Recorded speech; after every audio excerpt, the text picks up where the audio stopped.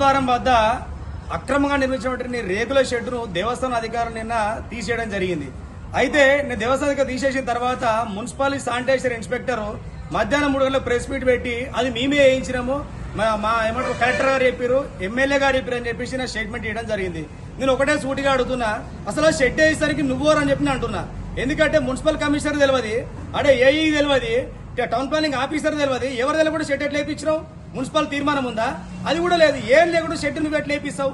సరే షెడ్ వేయించాం అనుకుంది, ఎవరు చూసుకోవాలి? దాన్ని వర్క్ ఇన్స్పెక్టర్ చూసుకోవాలి. మరి భరత్గౌడ్ ఫ్యామిలీకి వాళ్ళ ఫ్యామిలీకి ఏం సంబంధం? మరి వాళ్ళ ట్రాక్టర్ నుంచి వాళ్ళని కేసుకుపోయి రేకులు మరి తీపించారు, మరి మున్సిపల్ తీసుకురావాలిగా. మీరు ఎటు తీసుకుపోయి రేకులు మరి అవి మరి మీరే వేసిగా రేకులు మరి అంటే మీరు దొంగకు తాళం చేయించే పని మీరు చేస్తారు. కాబట్టి మీ డ్యూటీ మీరు చేయాలి. కానీ మీరు ఈ విధంగా మీరు ఏమంటారు అధికార పార్టీ నాయకులు వత్తాసు పలుకుతూ వాళ్ళు చేసే కబ్జాలు మీరు సపోర్ట్ చేయడం మాత్రం ఎంతవరకు కరెక్ట్ కాదు. ఎందుకంటే దీని విషయం మీద మున్సిపల్ కమిషన్ స్పష్టంగా కంప్లైంట్ చేయడం జరిగింది. కలెక్టర్ గారు కూడా కంప్లైంట్ చేస్తున్నాం. ఎందుకంటే చలివేంద్ర కమన్ కార్డు పెడతారట. సరే కమన్ కార్డు పెట్టేటప్పుడు షెడ్ ఎట్లా వేయాలండి? దేవస్థానం అనుమతి తీసుకోవాలి, తీసుకున్న తర్వాత పందిరిలో ఇవ్వాలి. రేకుల షెడ్ పర్మనెంట్ 14వ తారీఖు రోజు స్పష్టంగా చెప్పారు దేవస్థానం నుంచి ఈ యొక్క నిర్మాణానికి మా అనుమతి లేదు, తక్షణం తొలగించమని చెప్పి 14వ తారీఖు నోటీస్ వస్తే 23వ తారీఖు కన్స్ట్రక్షన్ చేస్తారు. అంటే మీరు దేవస్థానం నోటీస్ ధిక్కరించి మీరు అక్కడ కన్స్ట్రక్షన్ చేసిరు. సరే ఆడ చలివేంద్రం అని చెప్పారు, మరి ఆడ వైన్స్ ముందు అయింది, అది కూడా చలివేంద్రమా?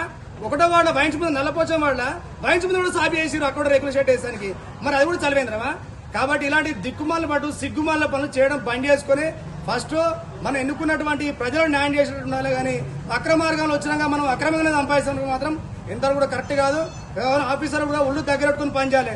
లేని పక్షంలో మిమ్మల్ని సస్పెండ్ చేసినా కూడా నేను నిద్రమని చెప్పేసి ఈ సందర్భంగా తెలియజేస్తా ఉన్నాను.